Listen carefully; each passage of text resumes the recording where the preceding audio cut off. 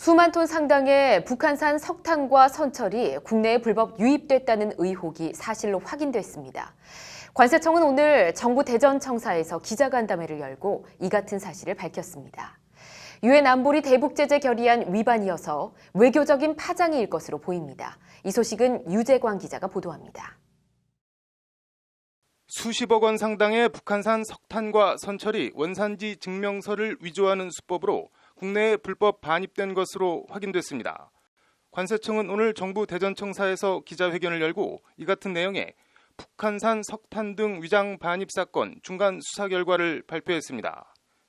발표에 따르면 국내 세계 수입법인이 지난해 4월부터 10월까지 7차례에 걸쳐 국내에 불법 반입한 북한산 석탄과 선철은 모두 35,038톤, 금액으로는 66억 원 정도 됩니다. 이들 업체들은 북한산 석탄을 러시아로 보낸 뒤 원산지를 러시아로 속이는 수법으로 북한산 석탄을 국내에 들여온 것으로 드러났습니다. 관세청은 관련 수입업자 3명과 법인 3곳에 대해 관세법 위반 등의 혐의를 적용해 기소 의견으로 사건을 검찰에 송치하기로 했습니다. 이들 업체들은 북한산 석탄에 대한 유엔 금수 조치로 거래 가격이 하락하자 매매 차익을 노리고 이 같은 범행을 저지른 것으로 조사됐습니다.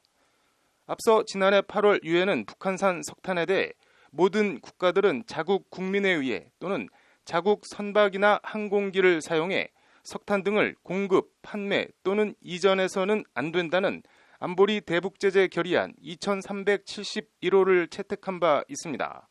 결과적으로 우리 정부가 미국이 주도한 유엔 안보리 결의를 위반한 겁니다. 이에 대해 청와대 관계자는 한미 양국이 공조와 신뢰 속에 석탄 문제에 대응하고 있다며 일부 언론에서 보도된 한미 간 갈등은 없다고 적극적으로 진화에 나섰습니다.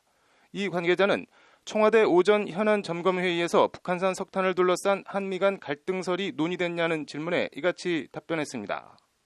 이 관계자는 그러면서 오전 회의에서는 캐드4 미국 하원의원의 제3자 제재, 이른바 세컨더리 보이콧 언급 및 이와 관련한 언론 보도에 대한 보고가 있었다.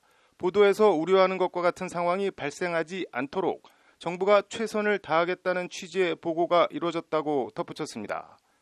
전날 미국의 소리 방송은 포 의원의 어떤 나라가 됐든 대북 제재 위반 행위를 멈춰야 한다는 발언과 함께 한국 기업이라도 세컨더리 제재를 부과해야 한다는 입장을 전했습니다. 미국의 소리 방송은 미국 국무부가 운영하는 매체입니다. 이 때문에 미국 정부가 포 의원의 입을 빌어 어떤 식으로든 조치를 취하라고 우리 정부를 우회적으로 압박한 거 아니냐는 분석도 일각에서 나오고 있습니다. 법률방송 유재광입니다.